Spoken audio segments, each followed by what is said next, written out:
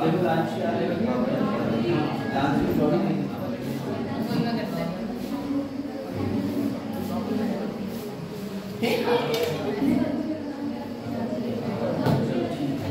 On कर दिया नहीं यार मेरी जरूरत नहीं ये देखो ऑन है हाँ चलो तो होगा शाम को क्या बात है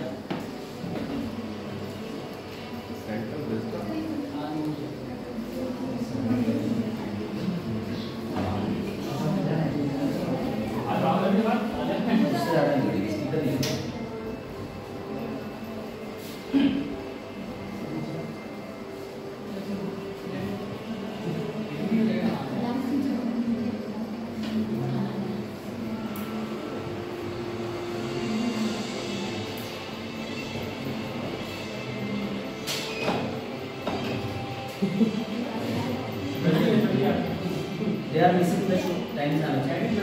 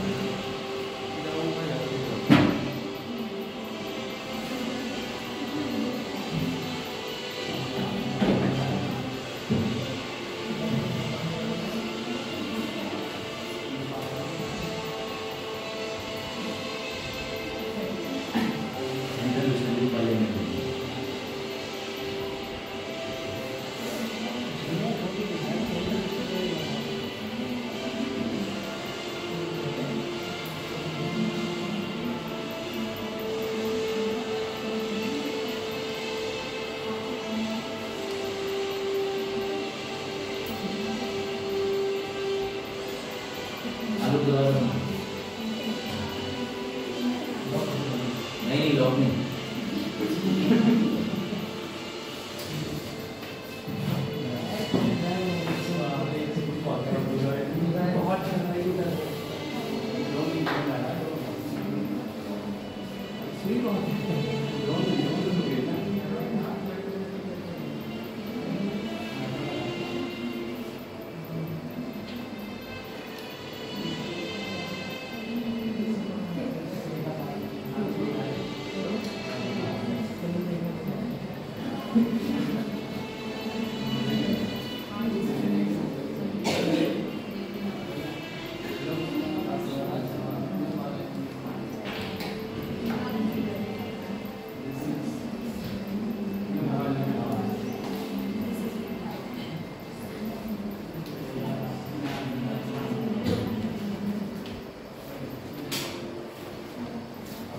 We should clap for India. We should clap for India. Central Vista की मुझे लगता है भारतीयों का प्रोजेक्ट नहीं भारत के लिए प्रोजेक्ट था और थोड़ी सी संसद के अंदर अगर कोई कभी मोशन ऑफ थैंक्स पास होता है वो भी देखो ठीक है ना ये भी देखो ये 2000 सेकंड का है ठीक है they vote for the IS and the rules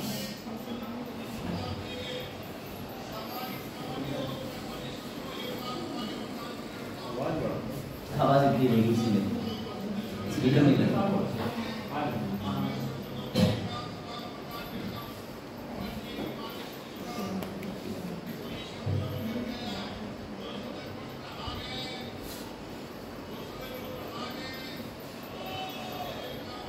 मुझे रिएक्शंस देखना है स्पीकर के रिएक्शंस ठीक है क्या होता है ये लोकसभा का है ठीक है लोकसभा के देखो राइट साइड सांसदों कोई औकात नहीं है वीडियो ऑन है very good speaker is the boss of the house basically speaker is the boss of the house आ जाओ इधर से आना है उधर से बताओ घूम के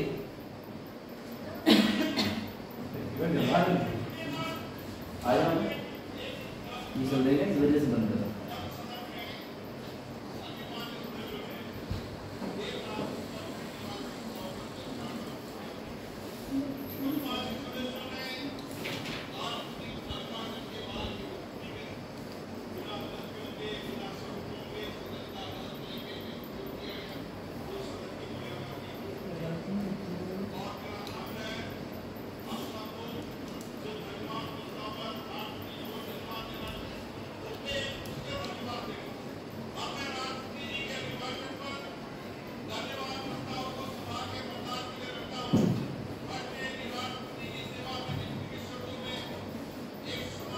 मैं तुम्हें मोशन ऑफ थैंक्स का वो बता दे रहा हूँ, रिकॉल करा दे रहा हूँ, तुम्हें याद आ जाए। मोशन ऑफ थैंक्स यानी कि धन्यवाद प्रस्ताव क्या होता है कि जैसे ही 2 बार राष्ट्रपति सत्र को संबोधित करते हैं, सबसे पहली बार जब नया सत्र आता है, क्लियर सभी को, और दूसरी बार तब होता है जब नई सरकार बनती है। तो नई सरकार लोकसभा में जब बन के आती है, जब नई सरकार लोकसभा में बन के आती है तो राष्ट्रपति अपना भाषण देने जाते हैं। उसी समय में राष्ट्रपति लोकसभा और राज्यसभा को सेंट्रल हॉल में बिठाते हैं। कोई डाउट? जैसे सेंट्रल हॉल में बिठाते हैं वो वहां पर डिस्कस करते हैं उद्देश्य एवं नीति। क्या? उद्देश्य एवं नीति, इंग्लिश एम्स एंड पॉलिसी। इसको डिस्कस करने के बाद लोकसभा अपने रूम में, राज्यसभा अपने रूम में, वहां से कोई वरिष्ठ नेता उठता है पॉलिटिकल पार्टी का, सरकार का, इधर राज्यसभा में उठता है और वो ये जाकर के कहता है कि आज राष्ट्रपति जी ने हमारी नई सरकार को धन्यवाद करा, संबोधित करा, कितने लोग हमारे साथ हैं। तो जैसे ही लोग हाथ खड़ा कर देते हैं धन्यवाद प्रस्ताव पारित हो जाता है। लेकिन अगर ज्यादातर लोगों ने अपना हाथ नीचे कर लिया तो इससे सरकार गिरती नहीं है, पर अपोजिशन के तरफ से कोई व्यक्ति भाग के जाएगा स्पीकर के पास और अविश्वास प्रस्ताव लाने का हिंट मिल जाएगा कि सरकार की सहमति में लोग नहीं। तो ये बात ध्यान रखना। उसी में चर्चा कर रहे हैं, धन्यवाद प्रस्ताव की बात कर रहे हैं। इन्होंने ये कहा कि अभी राष्ट्रपति जी ने जो भाषण दिया उसके बाद में लोकसभा के अंदर, क्योंकि देखो लोकसभा लिखा है ग्रीन कलर से, लोकसभा में जो नीचे कारपेट होता है वो ग्रीन होता है, आर से राज्यसभा, आर फॉर रेड, वो रेड होता है। तो अब ये वही बात कहने जा रहे हैं कि मैं राष्ट्रपति के भाषण के बाद नीचे लिख के भी आ रहा कि क्या किस बात पर चर्चा हो रही है।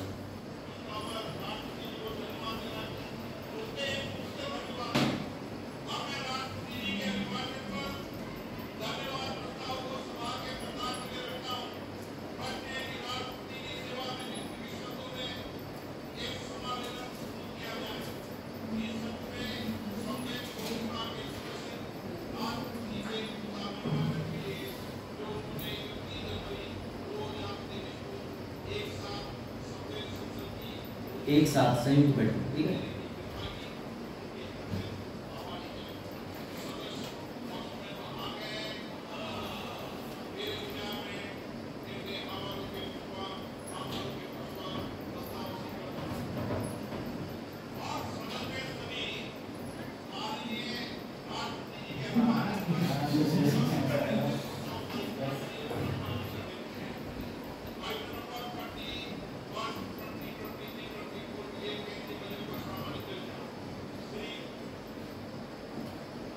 अब तुम लोग एक चीज सीख गए होगे कि चीजें पढ़ो, लेकिन उसे कनेक्ट करने के बाद राज्यसभा का वही एपिसोड देख लो। अब तुम अविश्वास प्रस्ताव पे आज जाके 4-5 मिनट की संसद टीवी पर वीडियो देख लेना। कोई डाउट तो मैं हाँ मिल जाए, पूरी तो नहीं, जितनी देखना हो काम की। अब जिन लोगों को पता चल चुका है प्रस्ताव वो ना देखें, लेकिन सवाल नहीं है तो सब देखें, ठीक है।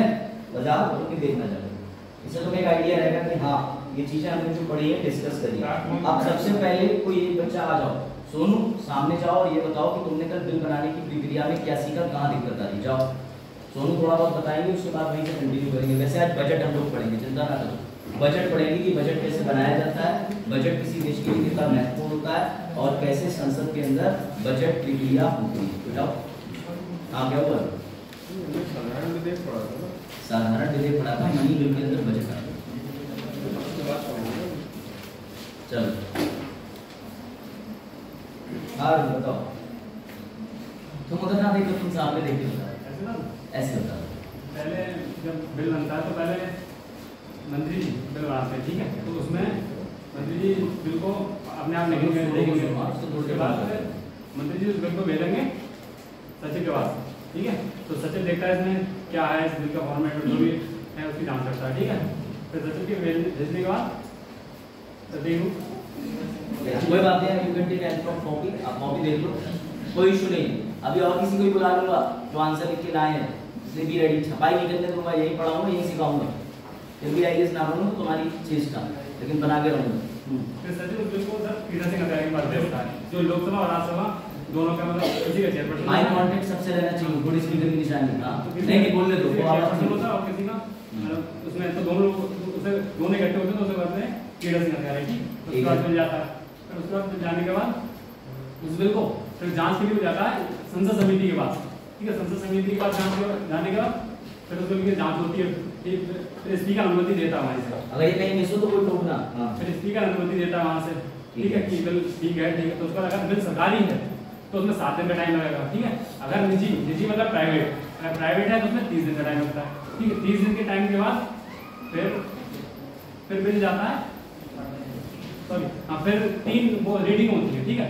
तो 3 स्टेजेस मतलब रीडिंग स्टेजेस दोनों बोल सकते हो, ठीक। तो पहले स्टेज में होता है कि इसमें इंट्रोडक्शन होता है बिल का, ठीक है। तो स्पीकर वहाँ पे बिल पढ़ाएगा अपना, ठीक। बिल पढ़ने के बाद जो अपोजिशन मतलब विरोधी पार्टी होती है, अपोजिट पार्टी जो होती है उस बिल को देने के लिए वहाँ पे बहस और डिस्कशन नहीं कर सकती है वो भी, लेकिन एक चीज़ वो कर सकती है, अगर मंत्री जी बिल पढ़ना है वहाँ पे, जैसे वो देखते हैं कि क्या है इस बिल में, जैसे लोकसभा का है या नहीं है, कौन सी बात क्या है, जो भी है उसमें वो देखते हैं। अगर वो उसमें ठीक है तो वहाँ पे केवल रोक सकते हैं, लेकिन बहस और डिस्कशन नहीं कर सकते, ठीक। फिर उसके बाद बिल इंट्रोडक्शन में हो गया, उसका सब पारित हो गया, वहाँ से फिर सेकंड स्टेज में जो स्टार्ट होता है। सेकंड स्टेज में उसमें फिर हाँ सेकंड स्टेज में सहमति, सेकंड स्टेज में होता है सर सहमति की जरूरत, इसे सहमति बोलते हैं। इसमें सहमति की जरूरत होती है सब लोगों की। इसमें जैसे बिल कोई भी बिल है उसमें देखा जाता है कि जैसे वृद्धि के लिए कुछ योजना आई है कोई है, तो उसमें विरोधी पार्टी मतलब अपोजिशन पार्टी को बिल अच्छा लगता है, ठीक, विपक्ष को।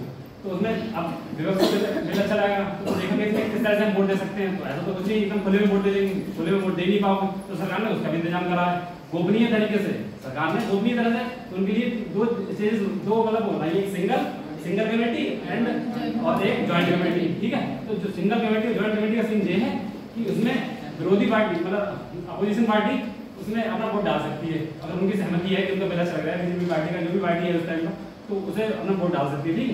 तो वहाँ पे सहमति सबकी मिल जाती है, ठीक। उसके बाद फिर थर्ड स्टेज वहीं से स्टार्ट होती है।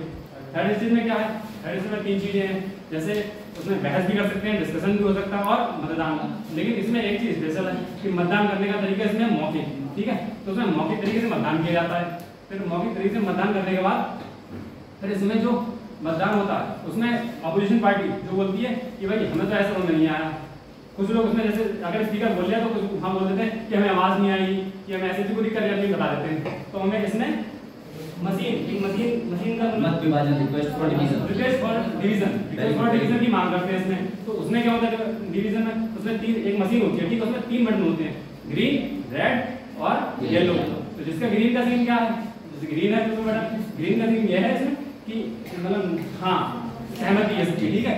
और जो येलो की है वो कभी नहीं, मतलब कभी नहीं इस बिल को पारित करना है, ठीक है। और जो रेड का है उसमें मतलब अभी नहीं करना है, ठीक है। इसमें 3 में यही है। तो इसमें इसके बाद अपोजिशन की सहमति मतलब हो जाता है, उससे राष्ट्रपति। उसमें 3 बटन नहीं होते, हर जो सांसद होता है उसके पास ही 3 बटन होते हैं।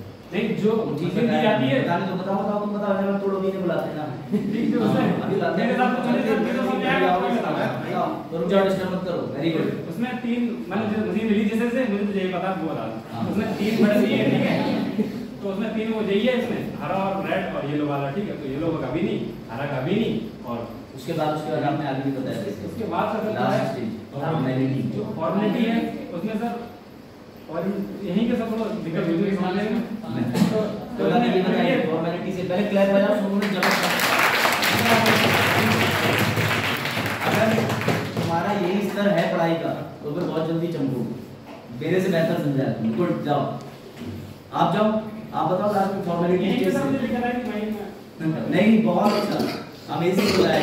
हाँ लास्ट स्टेज इसमें रीडिंग और डिबेट और डिस्कशन वगैरह होता है इसमें, ठीक है। और इसमें क्या नाम इसमें जो मतदान भी होता कुछ सेम ही है। इसमें पॉजिटिव में एक फॉर्मेलिटी स्टेज होती है।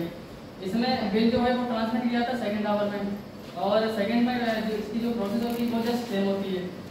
प्रोसेस जब सेम होती है तो उसमें प्रेसिडेंट होता है, मतलब बिल को पास कर देता है। और जो इसमें अपोजिशन पार्टी होती है वो रिक्वेस्ट फॉर डिवीजन की मांग करती है, जिसमें कि वो मतलब अपना मतदान जो होता है वो मशीन के थ्रू मतलब उसकी मांग करता है। और फिर सर इसके types of bill parliament 3 types होते हैं। साधारण विधेयक, इसमें दो टाइप होते हैं, गवर्नमेंट बिल होता है, एक प्राइवेट होता है। गवर्नमेंट बिल होता है उसमें इंट्रोडक्शन होता है, सही आपने और फॉर्मेलिटी जो स्टेज समझा दी। सेकंड से होती है वो 7 डेज जो उसका नोट्स होता है 7 डेज के लिए होता है, 7 डेज 30 डेज वाला। अच्छा, क्या एक जगह से पास होने के बाद लोकसभा से दूसरे सदन में भेजेंगे तो किस स्टेज पे भेजते हैं? औपचारिक बात है।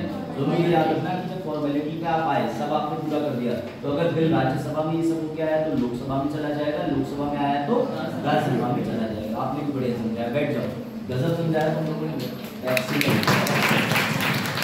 कोई और अगर कोई खुद से वॉलंटियर करना चाहे तो मंच ओपन है, किसी को लगता हो कि वो आए और ये पूरी प्रोसेस समझाना चाहे तो वो समझा सकते हैं। आप ही के लिए इनिशिएटिव है, अगर आप चाहो, वरना फिर लेक्चर आगे जैसे जाओ, आ जाओ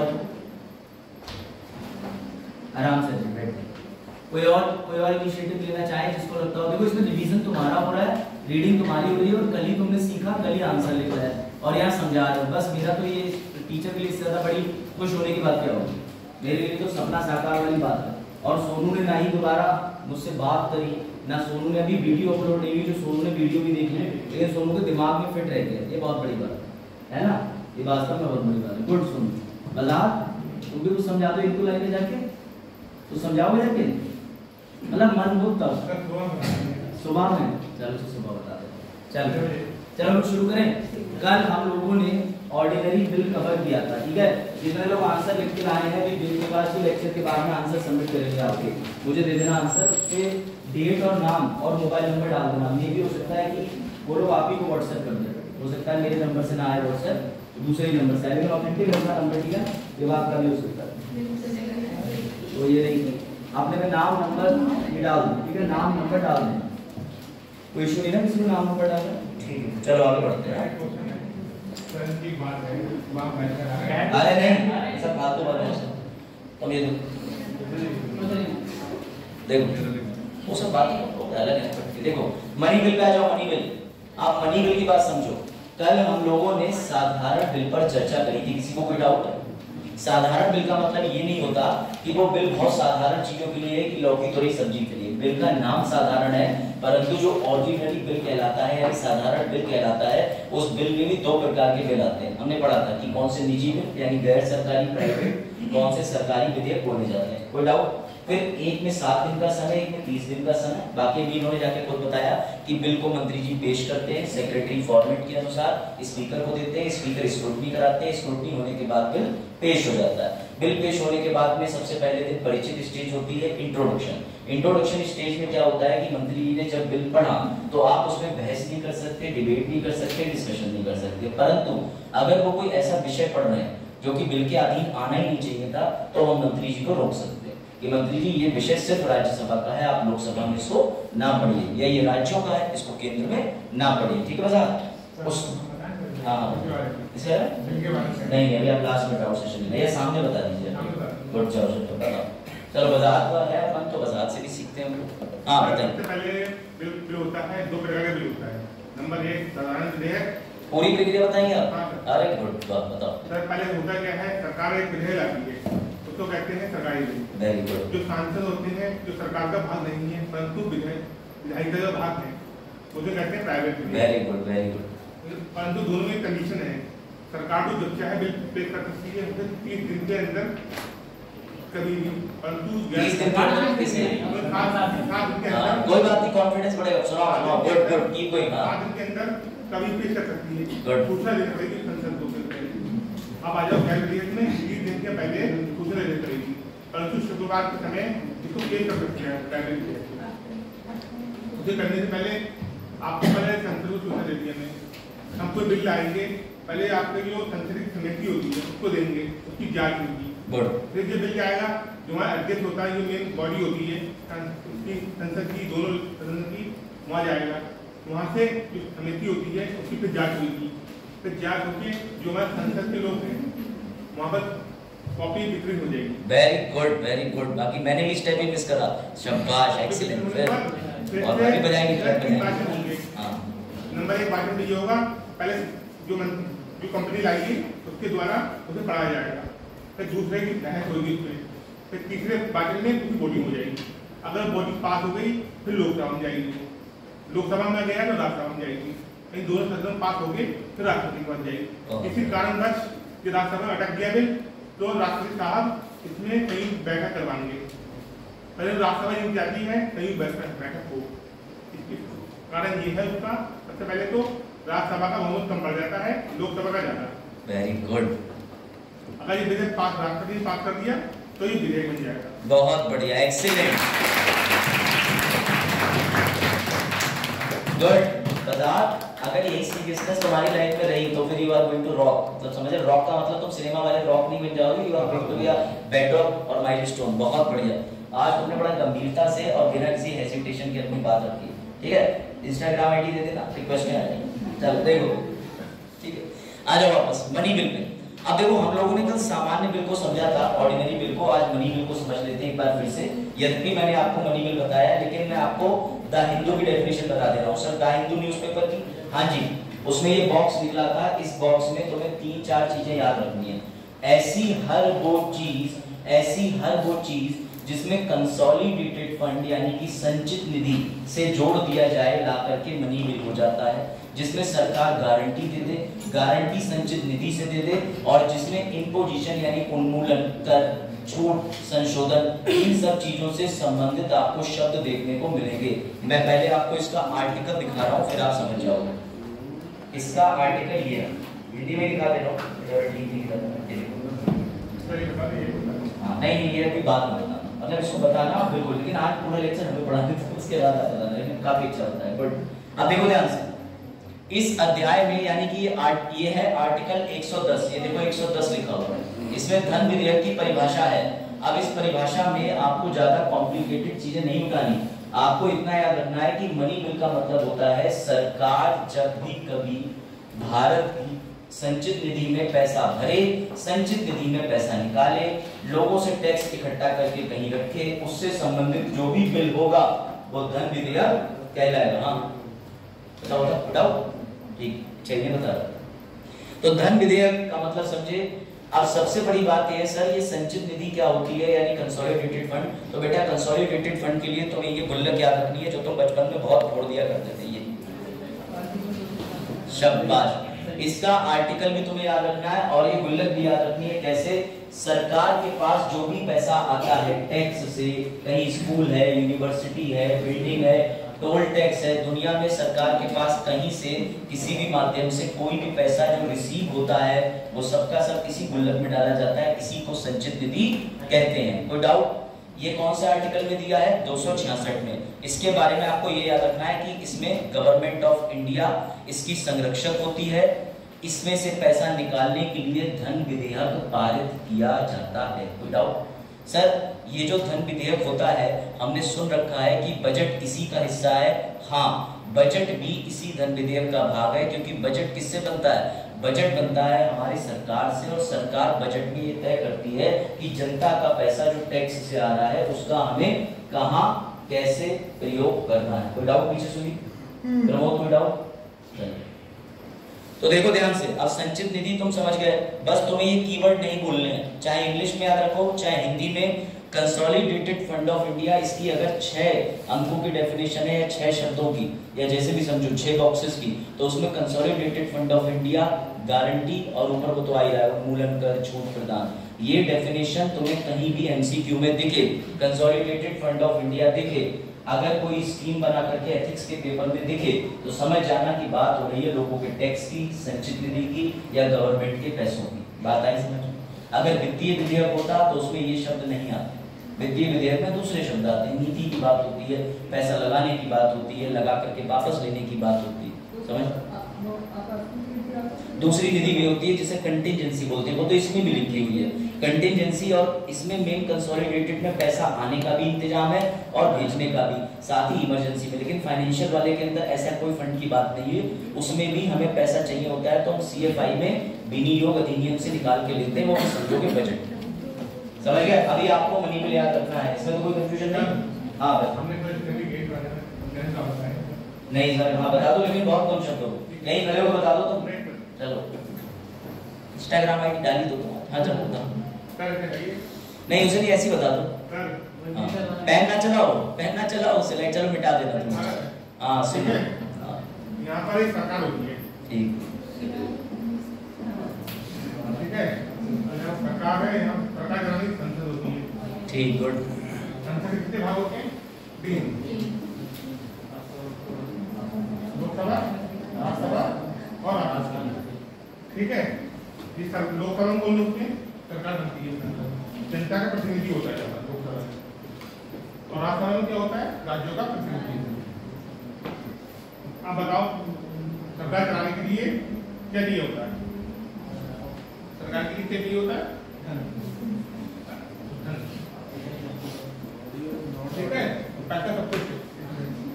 मान लो आ जाओ बेटा के तुम आगे पहुंच गए रहने दो, पता चला सब इमेज बनी बनाई उल्टी ताली बजाए थे। अभी ये है स्टेप जो ये आप आगे बता रहे हो उसकी हम बात नहीं कर रहे, सिर्फ धन विधेयक बताओ। हां सही बात है, सरकार में पैसे चाहिए होता है, आज बता रहे हो आप सरकार डायरेक्ट पैसा नहीं निकालती, चलो बता रहे हां उसे इसके पास जाना पड़ेगा। हां ठीक है, नहीं स्टेप तो ठीक बता रहा ठीक है। यह कितने विधेयक होते हैं? कौन कौन? साधारण विधेयक, धन विधेयक, वित्तीय विधेयक 1, वित्तीय विधेयक 2। साधारण विधेयक क्या होता है? जैसे हमें कोई कानून बनाना है, अरे वो हो गया साधारण बनी पे आओ बनी पे बनी आता है। हाँ, बनी हमारा है। धन विधेयक क्या होता है? ये कहता है कि तुम किसी से लोन ले, देखो तुम अपने घर से लोन ले रहे हो, अब तुमको अपने पापा की गारंटी दे दो, तब तुम्हें लोन देंगे, पापा को गारंटी दे देंगे तो आपको पड़ोसी लोन दे देगा। अगर कल आप चुका नहीं पाए तो आपका पापा जुर्माना पकड़ा जाएगा।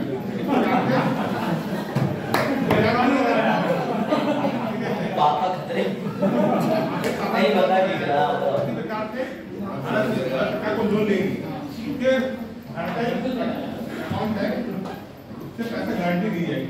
अगर भारत सरकार पैसा नहीं दे पाई तो भारत की जनता पैसा देती है, यहाँ जनता का प्रतिनिधि होता है अकाउंट में। बताओ मनी बिल आ गया समझ? अब ये तुम्हारे लेक्चर से सेटिस्फाई नहीं सर है वो आपका, लेकिन हाँ ठीक बताया, आप बंद कर दो इसको। बस आप वो गारंटी बाय गवर्नमेंट लिखा है तो एक्सप्लेन कर रहा हूँ आगे बजट में मिटा दो। आपने जो बेसिक है वो सारे बिल्कुल ठीक समझा है, इसमें कोई दो राय नहीं। बस आप जो है बजट वाले सेगमेंट से पहले मनी बिल को थोड़ा और समझा देते, लेकिन मनी बिल पे आपने सिर्फ मेन चीज समझा दी। ये बताइए कि ये जो अलग अलग कॉलम है इनका क्या मतलब है? सर ये ऐसा होता है, दो टाइप के बिल होते हैं। अब देखो सर आपको पैसा निकालना है तो संसद का अनुमति चाहिए होता है। बिल्कुल सही। हमें इमरजेंसी के पैसे जरूर पड़ जाए तो ये में रखते अपने दो प्रकार के अकाउंट, सेविंग अकाउंट और करंट अकाउंट। बिल्कुल सही। सेविंग अकाउंट जब क्या पैसे निकालने, करंट अकाउंट में कंपनी का पूरा साइन होगा, आप डीएम पास जाएंगे, अभी समझिए करंट अकाउंट में बिना डीएम का परमिशन से हमारे यहाँ पैसा नहीं निकाल सकता। आ जाओ तुम आ जाओ के वहाँ काम कर दो तो बैठ जाओ बेटा आ गया बैठ जाओ तुम हमें पहले दो पता चले विभाग कह रहे क्या करवा रहे हो, ऐसा नहीं करवा रहे। चल कोई बात नहीं, कल बाजार ऐसे अचानक सीढ़ी पे से कुछ हुआ हो या ऐसे करके दवाई की जाता है पेट मिला कल जादू आया था शाम को, ठीक है और गाड़ी की बात कर दिया। अच्छा चलो ठीक है। अब देखो यहाँ पर एक चीज लिखी हुई है, क्या सर किसी प्रकार का सरकार जुर्माना पेनाल्टी आपसे वसूलती है वो मनी विधेयक में आएगा? नहीं आएगा। याद रखना जो बाजार की बात की वो बिल्कुल ठीक है कि जब सरकार गारंटी देती है किसी चीज की गारंटी, तो फिर जो वो गारंटी होती है वो धन विधेयक का होती है। इसको मैं आसान कर दे रहा हूँ, जैसे कि अमेरिका की वर्ल्ड बैंक है, जो बाजार कहना चाह रहे थे वो एग्जांपल है, आगे लिखा हुआ वर्ल्ड बैंक इंडिया के पास आई, उसने कहा इंडिया ने लोन के लिए अप्लाई करा, वर्ल्ड बैंक ने कहा तुम्हें लोन तो दे देंगे, बिल्कुल सही, कोई इशू नहीं है, लेकिन तुम्हें कंसोलिडेटेड फंड ऑफ इंडिया या तुम्हें अपनी गारंटी देनी पड़ेगी। तो जिस मोमेंट अगर हमारे इंडिया की गवर्नमेंट ने गारंटी दे दी तो वो बन जाएगा धन विधेयक। बस ये चीज आपको याद रखनी है। लेकिन अगर गारंटी नहीं दी तो वो दूसरी वित्तीय बिल में चला जाएगा। लेकिन ज्यादातर कोई भी बाहर से आता है तो वो मनी बिल की बात करता है, कहता है गारंटी दो, क्योंकि ये लोगों का पैसा है, इसमें ऐसा समझो कि इसका कंट्रोल डायरेक्टली लोकसभा के हाथ में होता है, सरकार के हाथ में, और सरकार अगर इस पे हस्ताक्षर जाएगी तो दूसरी सरकारों के लिए भी ये चर्चा और कर्जा दोनों का विषय बन जाता है। संसद क्या दिखाते हैं? बिल्कुल लोकसभा के पास नहीं होता है, अकेले लोकसभा के पास में संसद राष्ट्रपति का अनुमति बिना वो नहीं करता। राष्ट्रपति इसमें बाध्य है पास करने के लिए, इसमें लोकसभा की पावर है। सुन लो, राज्यसभा इसे वापस करेगा 14 दिन रखने के बाद, इसमें राज्यसभा की पावर नहीं, राष्ट्रपति बाध्य है इसको पारित करने के लिए। हां तीन बॉडी है, तीनों बॉडी में पास होना जरूरी है। तुम पढ़ो, तुम बिल्कुल गलत बेसिक पढ़ के आ गए। चलो आ जाओ, जो तुम बात कह रहे हो उसका ये लिखा हुआ है, मैं तुम्हें आगे दिखाऊंगा, ठीक है? इसमें याद रखना वजाहत, इसमें राष्ट्रपति की बाध्य होता है मनी बिल पारित करने के लिए। पढ़ो, इसमें राज्यसभा का कोई रोल नहीं है, बस राज्यसभा फॉर्मेलिटी करती है, औपचारिकता, ठीक है? लेकिन इसमें राष्ट्रपति बाध्य होते हैं, राष्ट्रपति को करना ही करना है, ये लिखा हुआ है, समझो। फॉर्मेलिटी बात कर रहा हूं ना, तीनों चरणों में पास होना जरूरी है।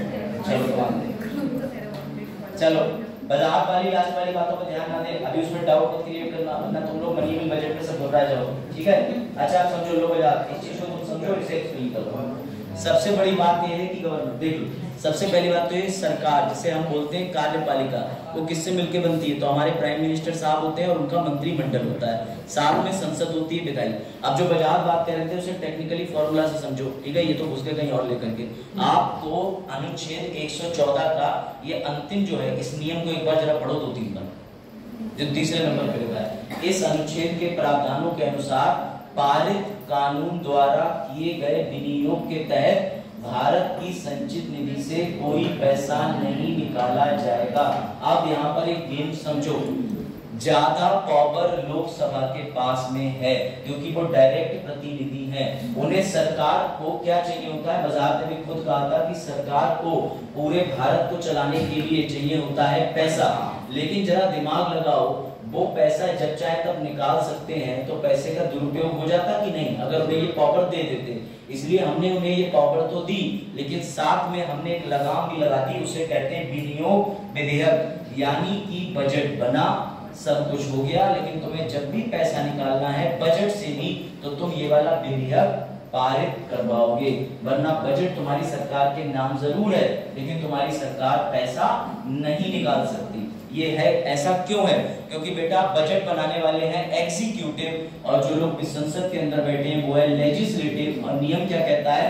कार्यपालिका उत्तरदायी है विधायिका को। समझे बजाज? ये कनेक्शन है, तुमने समझाया ठीक, लेकिन तुम पहली सीढ़ी से 8वीं में कूद गए।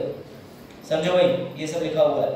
खर्च करेगी गवर्नमेंट, कंट्रोल संसद के पास रहेगा, इसलिए हर साल सरकार लोकसभा के पास जाती है, यानी लोकसभा में जो लोग बैठे हैं वहां खर्च बताती है, आय बताती है, और पिछले साल का हिसाब देके अगले साल का प्लान बताती है। इसी को बजट कहते हैं। कैसे? अब चलो एंट्री करते हैं बजट में डायरेक्ट, ठीक है? कोई डाउट? अभी तुम्हें अगर मनी बिल नहीं समझ में आया तो तुम बजट को देख करके मनी बिल समझ पाओगे। पहले ये तारांकित प्रश्न का जवाब दो, पूछ चुका हूँ, बताओ बजाओ। बताओ आदरणीय छात्र छात्राएं जी, क्या लोकसभा बड़ी या राज्यसभा? इतने लोग कह रहे हैं कि लोकसभा बड़ी, क्यों? कारण भी बताइए। 545 लोग हैं, ये कारण नहीं, कारण दूसरा कि लोकसभा पावर के मामले में करो या किसी मामले में करो तो ज्यादा स्ट्रांग है। क्यों? आखिर क्यों?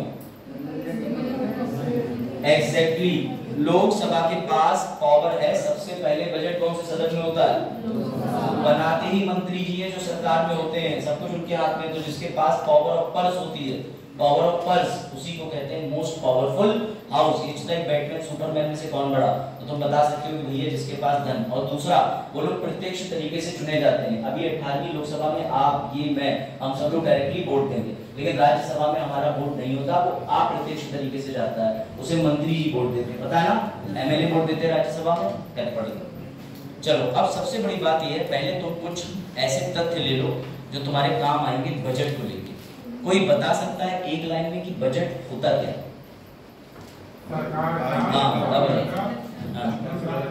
सरकार ने अच्छा योजना बनाना, किस प्रकार से जनता के वो खर्च करना है, और क्या काम करने का योजना बनानी है। ठीक है, और कोई बताओ? ठीक बताइए, हाँ बताओ कोई बजट, फिर आगे बढ़े।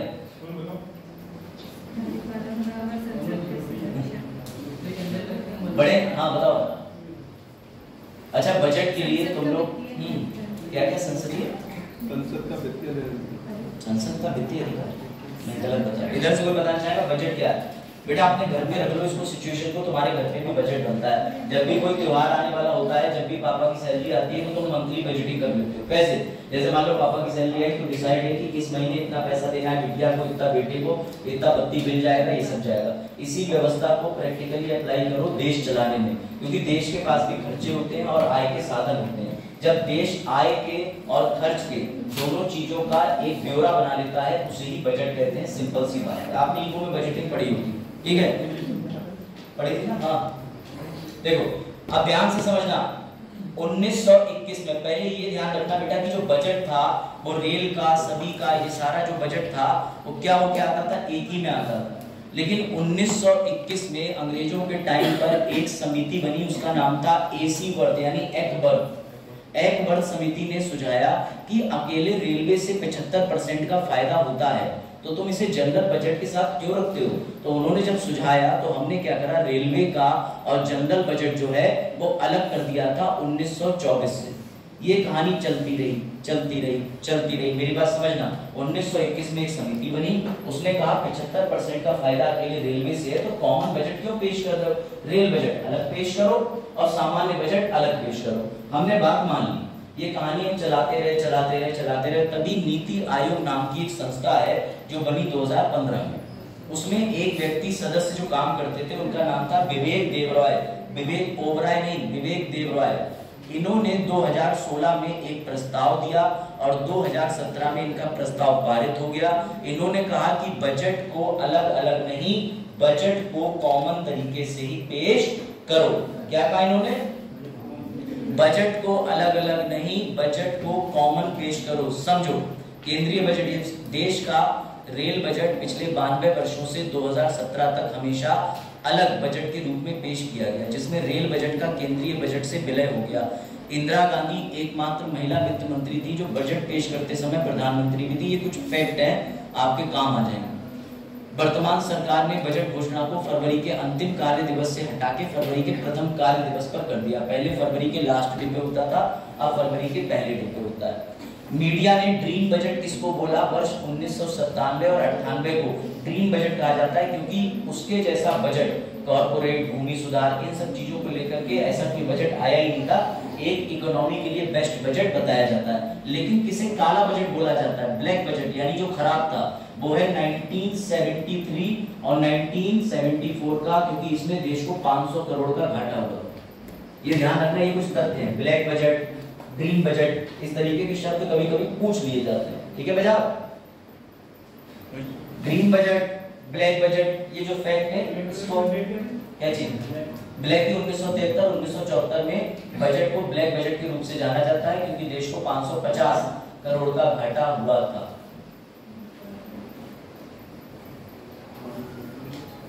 बढ़े आगे। अब एकदम शुरुआत से करते हैं कि आखिरकार बजट है क्या। पहले विवेक देवराय साहब का नोटिस देख लो, ये रहा, ये पीआईबी पे आया था। उसमें इन्होंने साफ साफ बताया कि देश में रेल और भैया जो सामान्य बजट है उसको एक कर दो। अभी बजट का इंटरेस्टिंग पार्ट शुरू हो रहा है, सिर्फ कंसेप्ट है। एक स्लाइड और बची, उसके बाद तुम बजट में घुस ही जाओगे, खुद ही बजट बनाओ। ठीक है, ये तथ्य याद रखिए। ठीक है, तो ये विवेक देवराय साहब जो थे, उन्होंने ये सलाह दी थी और इस सलाह को मान लिया गया था। तो जब भी कोई सलाह या कोई ऐसी चीज एक्सेप्ट होती है तो गवर्नमेंट को अपने रिकॉर्ड में रखनी होती है। रेल मंत्रालय ने अपने रिकॉर्ड में ये कागज रख रखा है। ये कागज है 16 नवंबर 2016 का, कि 2017-18 में जो भी बजट पेश होगा वो संयुक्त होगा। ये देखो, ये प्रेस विज्ञप्ति रेल राज्य मंत्री श्री राजेंद्र गोहिल द्वारा 16 नवंबर 2016 बुधवार को लोकसभा में। असल में ऐसा एक मंत्री जी ने पूछा था प्रश्न। अब प्रश्न 3 तरीके के होते हैं, तो सफेद कागज पे लिखे प्रश्न पूछा था, वो आतारांकित था। तो ये उसी प्रश्न के जरिए इन्हें जानकारी दी गई मंत्री जी को कि 2017 और 18 से बजट जो है वो कॉमनली निकाला जाता है। तो समझ गए ना, मंत्री क्वेश्चन के फॉर्म में पूछते हैं। तुम्हें क्वेश्चन तो पता है ना 3 तरीके के, पढ़ा चुका हूँ। तो ये स्लाइड है, इसको देख लेना। अब तुमसे सबसे गहरा सवाल बताओ, अब शुरू होता है बजट। अब तुम्हें समझ आएगा कि आखिर बजट है क्या। चलो, अब जितने भी लोग हैं इंटरेस्ट अपना 100% देना है। बताओ, बजट लिखा कहाँ है? संविधान के कौन से अनुच्छेद में लिखा है, या फिर किसी और अधिनियम में लिखा है, या इनकम टैक्स एक्ट में लिखा है? तो आपके लिए बजट नाम का भूत पाया कहाँ जाता है?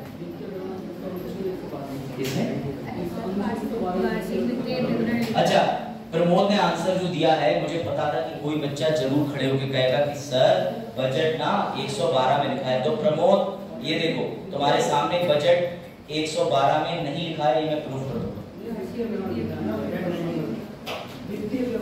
वित्तीय, हाँ, लेकिन बजट नहीं लिखा है। आप ध्यान से सुनना, अनुच्छेद 112 में ग्रुप डी वाले टिक मार के आएंगे कि बजट कहां से परिभाषित है, तो अनुच्छेद 112। लेकिन यूपीएससी वाला बालक नहीं मारेगा 112 पे टिक। क्यों? क्योंकि यहाँ पर कहीं भी ये नहीं लिखा है कि BUDGET या बाजाटा, बजट नहीं लिखा। यहाँ साफ साफ लिखा है, सही बता रहा हूँ मैं, यहाँ लिखा है वार्षिक वित्तीय विवरण। इंग्लिश वालों, एनुअल फाइनेंशियल स्टेटमेंट। इसका मतलब समझो, यहाँ पर सीधे सीधे लिखा है कौन पेश करेगा, ये भी देख लो। राष्ट्रपति प्रत्येक वित्तीय वर्ष कब शुरू होता है? 1 अप्रैल 31 मार्च 31 मार्च को ओवर, 1 अप्रैल को शुरू। उसे वित्तीय वर्ष, किसी को कृषि वर्ष को पता होगा, कृषि वर्ष जुलाई से शुरू होता है। बिल्कुल बिल्कुल। अब देखो इधर, तो इसमें तो सर एक बात लिखी हुई है, इस आर्टिकल को समझना। इसमें मेंशन है कि आर्टिकल 112 में राष्ट्रपति पेश करेंगे, लेकिन मेरा तुम सबसे सवाल ये है, तो फिर निर्मला सीतारमण जी को किसने हक दे दिया, जब इसमें लिखा है कि राष्ट्रपति प्रत्येक वित्तीय वर्ष के संबंध में उस वर्ष के लिए भारत सरकार की अनुमानित प्राप्तियों, जितना पैसा आया वह जितना पैसा खर्च हुआ, उसी के स्टेटमेंट को हमने बजट के नाम से जान लिया, लेकिन राष्ट्रपति को बोला गया। तो हिम्मत कैसे हो गई हमारी यूनियन फाइनेंस मिनिस्टर की कि वो पेश कर दें? बताओ। हाँ, मेरा सवाल समझे। बजट पेश करने का अधिकार अनुच्छेद 112 के तहत राष्ट्रपति को दिया है, तो राष्ट्रपति जी ने बजट पेश ना करके निर्मला सीतारमण जी क्यों बजट पेश कर रही, जरा ये बताओ। हाँ, जो मंत्रालय हेड है वो निर्मला सीतारमण जी। मैं आपकी हर बात से सहमत हूँ। मैं सामने कह रहा हूँ, सामने लिखा है खा रहा गाँव में छोटा हो सा खरगोश, तो मैं कौवा कैसे पढ़ लूँ? उनकी अनुमति से। कहाँ लिखा है अनुमति? कहाँ लिखा है? सामने सामने सामने है आपके, ये देखो एक्ट कहाँ है, कहाँ लिखा है बताओ, कहाँ लिखा है? सर आपका क्वेश्चन मैंने ये पूछा कि why Nirmala Sitharaman present the budget instead of president. यहाँ तो साफ साफ लिखा है कि राष्ट्रपति प्रत्येक वित्तीय वर्ष के संबंध में ऐसा ऐसा ऐसा ऐसा करे। सर केवल अनुमति प्रदान करेगा, बाकी जो कार्यकारी समिति जो है वो तो मंत्रिपरिषद ही करेगी ना। अब समझो, इसके लिए आर्टिकल 53 जिम्मेदार है। कौन सा? 53। आर्टिकल 53 में राष्ट्रपति जी को अलग से पावर मिली हुई है कि इधर तुम जाकर के संसद में कोई बिल या बजट या कुछ भी पेश करो, वरना आप प्रत्यक्ष तरीके से किसी और से भी पेश करा। इसका आंसर यहाँ है ही नहीं, इसीलिए इन्होंने एक शब्द डाल दिया। ये देखो, पहली बात तो तुम्हारा जो बजट होगा वो कितने सदनों के पास जाएगा? दोनों। कौन समक्ष रखवाएंगे? राष्ट्रपति जी इसको समक्ष रखवाएंगे। लेकिन ये जो होगा इसके अंदर क्या होगा? वार्षिक वित्तीय विवरण में व्यय का अनुमान, ये सब चीजें अगर तुम्हें समझ आएंगी, छोड़ दो। इंग्लिश वालों भी एक बार देख लो। Every financial year caused to be laid both the house of parliament, इसे जाना जाता है एनुअल फाइनेंशियल स्टेटमेंट। लेकिन बजट की परिभाषा कहीं नहीं लिखी, हमने यहाँ से बजट का अर्थ निकाल लिया। कोई डाउट? 112 में लिखा है एनुअल फाइनेंशियल स्टेटमेंट, एमसीक्यू आएगा तो उसमें यही लिखा होगा कि अनुच्छेद 112 को क्या कहते हैं, उसमें टिक मारना, वार्षिक वित्तीय विवरण। कोई डाउट? बजट अगर लिखा भी हो उस पर टिक मत मारना, एनुअल फाइनेंशियल स्टेटमेंट पे टिक मारना, क्योंकि वही होता है। चलो बजाज, अब तुम्हें देश को चलाना है, ध्यान से सुनना, बजाज पे रहते हैं तो बजाज तुम्हें बजट बनाने की आवश्यकता पड़ेगी। लेकिन क्या निर्मला सीतारमण जी देश को चला रही है अकेले? देश को तो और भी मंत्रालय, देश को और भी मिनिस्ट्री जैसे शिक्षा विभाग, विभिन्न विभाग चला रहे हैं ना। तो तुम्हें नहीं लगता कि निर्मला सीतारमण जी बजट तो बनाएंगी, लेकिन उन लोगों से बात करके बनाएंगी, उन लोगों से पूछ के बनाएंगी? लगता है मजाक? चलो भाई लगवा देते हैं सर, सबसे पूछ के लगवा। पहले एक टेबल याद कर लो। बजट मनी बिल में आता है, मतलब बजट को मनी बिल बोला जाता है। बजट को कौन सा विधेयक बोलते हैं, ये बात अनुच्छेद 110 कहता है। बजट का डेफिनेशन कहीं नहीं दी, पर अर्थ निकाला जाता है 112 से, और सरकार पैसा कौन से अनुच्छेद से निकालती है? 114। ये चार्ट याद रखना, 110 प्लस 2 112, 112 प्लस 2 114।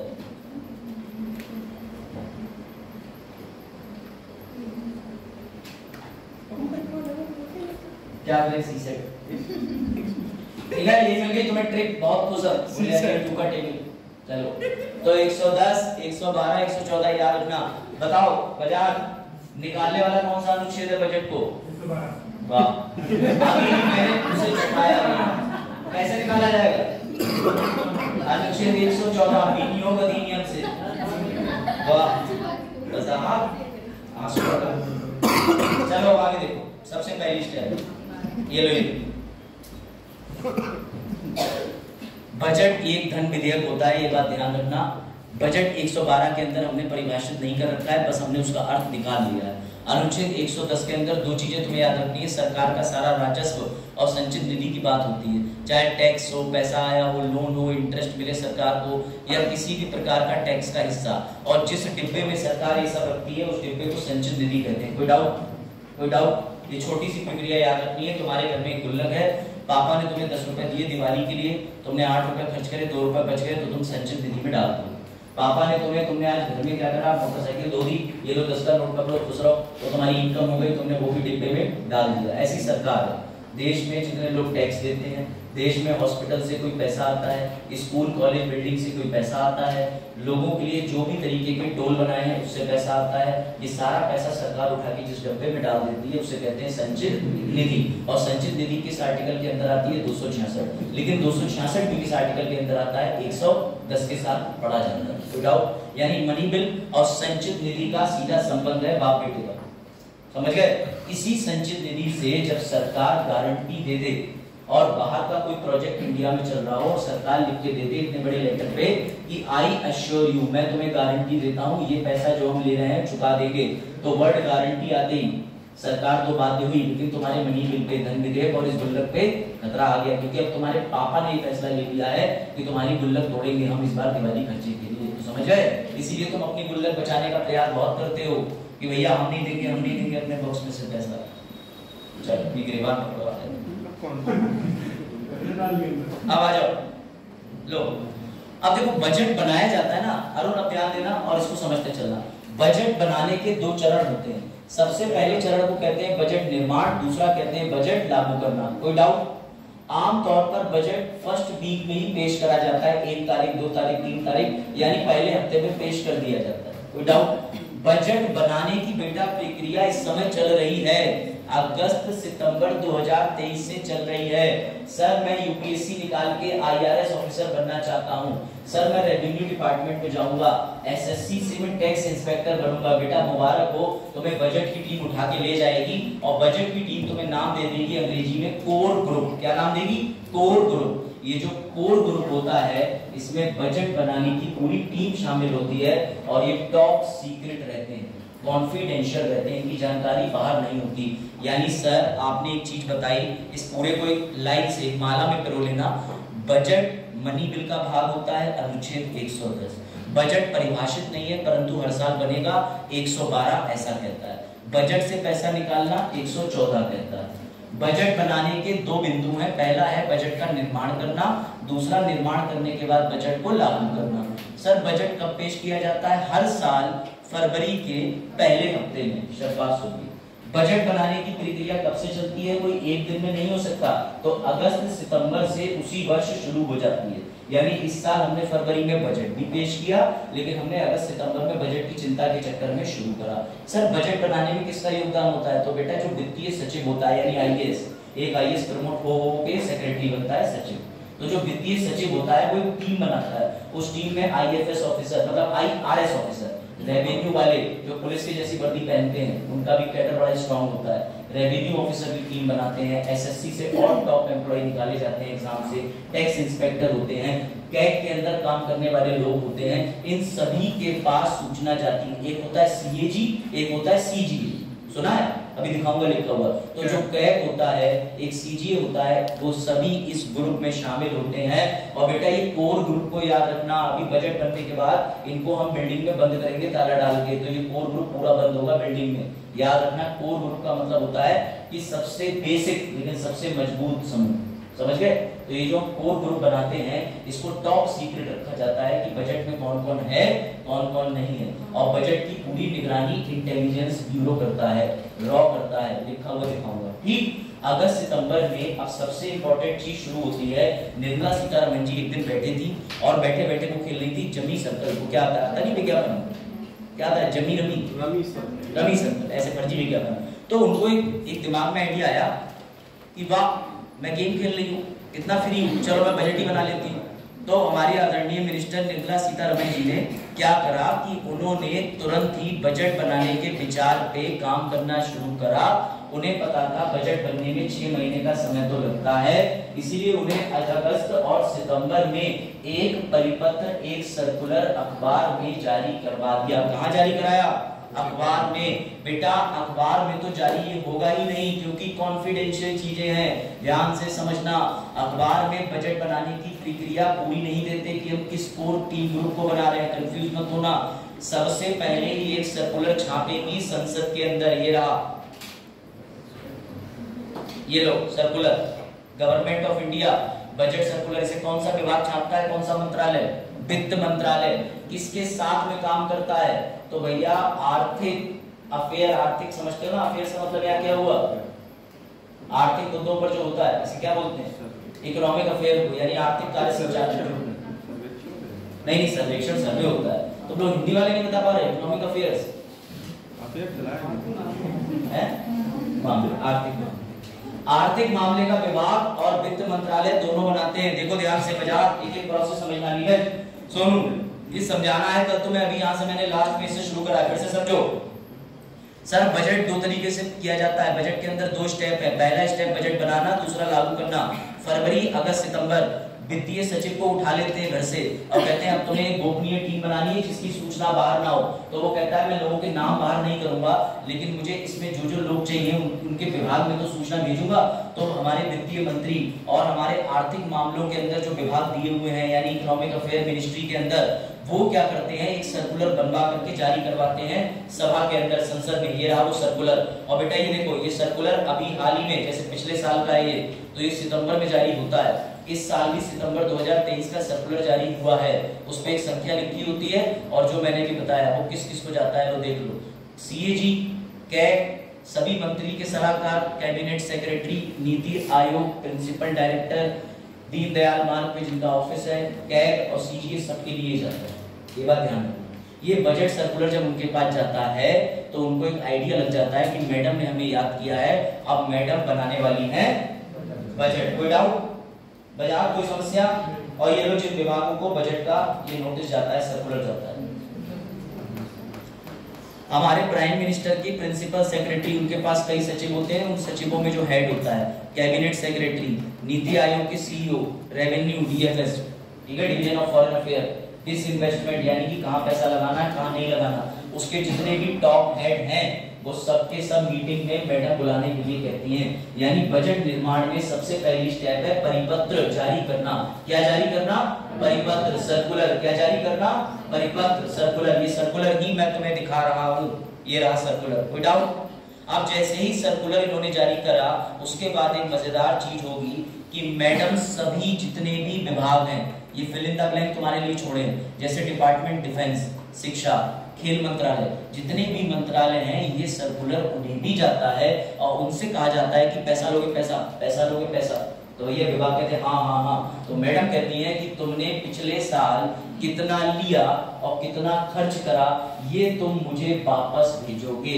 यानी जो मैडम भेजेगी वो सर्कुलर, जो प्रत्येक विभाग भेजेगा वो उस सर्कुलर की आंसर रिपोर्ट। कोई डाउट?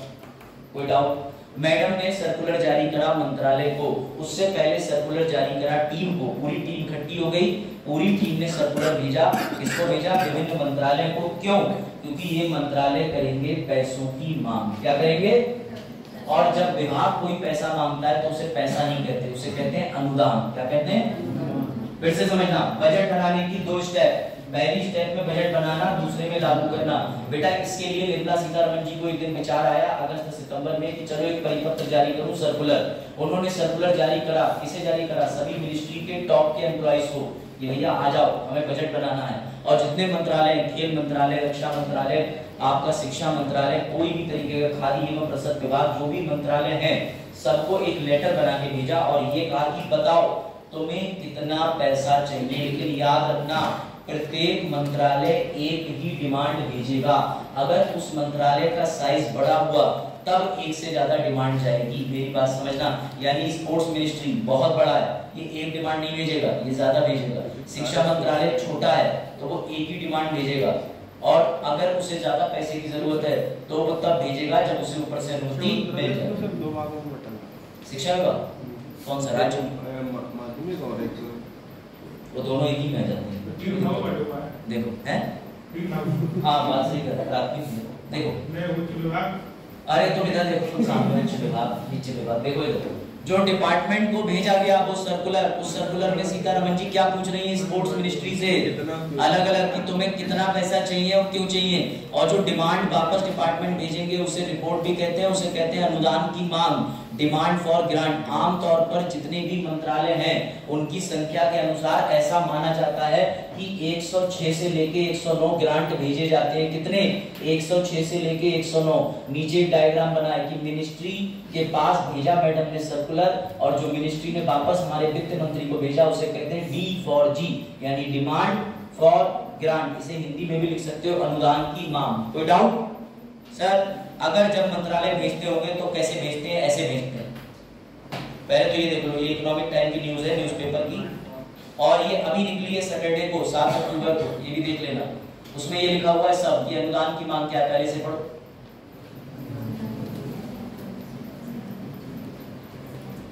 तुम्हें आर्टिकल भी मिल गया इसका 113।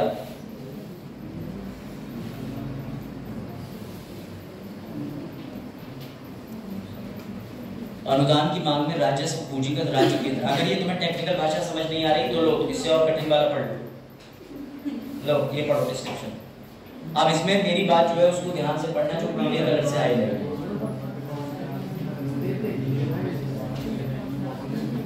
अब तुम्हारा इको जो है उसमें तुम्हें रेवेन्यू और कैपिटल तो पता होगा, पता है ना? Revenue, expenditure, capital, budgeting, deficit budgeting, ये सब पढ़ा होगा ना? ये कैपिटल क्या है ये सब तो पता होगा ना? कॉमर्स वाले बच्चे की होगी। सर बिल्कुल पता। ये तो बेसिक है ना कि रेवेन्यू। बच्चे कौन कौन है? सबने कोई क्लास तो ली है ना? बताओ कैपिटल एक्सपेंडिचर क्या होता है? कौन बताएगा? Revenue expenditure. हाँ सोनू, नहीं मजाक नहीं, टॉपिक जटिल है ना, it is the core concept of your subject, you should know. अगर ये तुम्हें नहीं पता then it is a matter of disguise, मतलब ये थोड़ा अजीब है। अगर तुम्हें कैपिटल पढ़ो अलग से पढ़ो, मैं कुछ पढ़ाता हूँ भूल जाते हो तो उसको दोबारा पढ़ा करो। मैं तो अपना काम करके निकल लूंगा, लेकिन तुम लोग लैक ऑफ इररिस्पांसिबिलिटी शो कर रहे हो। हाँ नहीं पता ये कैपिटल और ये रेवेन्यू। चलो सीधे सीधे बात यहाँ इतनी सिंपल बात लिखी है, रेवेन्यू माने पैसा आया, कैपिटल एक्सपेंडिचर माने काम खर्च गया, आय व्यय की बात। देखो चलो अब समझो, वन डिमांड ये पढ़ो, हर डिमांड फॉर ग्रांट प्रेजेंट की जाएगी एक मंत्रालय से आमतौर पे कितनी जाती है? One demand. लेकिन अगर विभाग बड़ा है, large ministry and departments, more than one demand. आमतौर पर डिमांड, अभी एक एमसीक्यू आ रहा है, सॉल्व करोगे तुम्हारे फिर से दिमाग लगेगा, मजा आएगा। ठीक, मैंने तुम्हें ये बताया बजट के लिए निर्मला सीतारमण जी बजट के पास एक परिपत्र सर्कुलर भेजेगी, सलोनी और ये संध्या और लांच। ठीक सुनो ये ना, तो तीनों लोग सुनो, एक परिपत्र जाएगा, परिपत्र किसके पास जाएगा? स्पोर्ट मिनिस्ट्री, एजुकेशन मिनिस्ट्री, वो उधर से लिख के भेजेंगे कि मेरे को इतना पैसा मांगता है। डाउट? समझ गए तो यूट्यूबर? चलो देखो, चलो इधर देखो सामने। तो जैसे ही उन्होंने कहा कि I need this much amount of money, अब तुम खुश हो गए, तो बोले अरे पैसा ही पैसा, पैसा ही पैसा। कितने ग्रांट है? कितने? अब तुम्हें भी मजा आने वाला है। कितने ग्रांट है? कितने विभागों ने अपने पत्र लिख के भेज दिए कि हमें इतना इतना पैसा चाहिए, लो फिर सॉल्व करो। उससे पहले ये देख लो, अनुदानों की मांग, ये ऐसे, ये रहे मंत्रालय। अब सोचो जितने मंत्रालय उतनी मांग, consumer affair, defence, earth science, education, सब अपनी अपनी डिमांड लिख के भेजते हैं।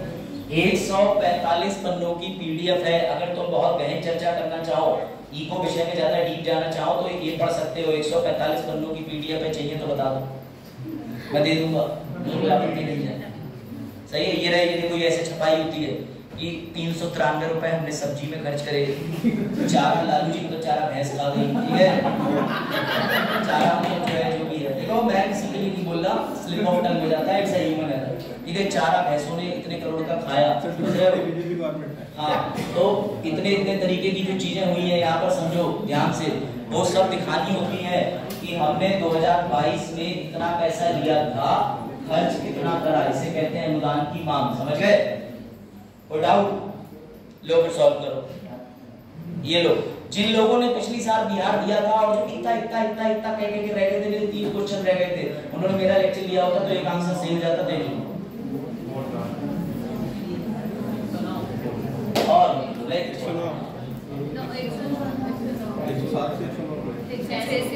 हाँ बताओ।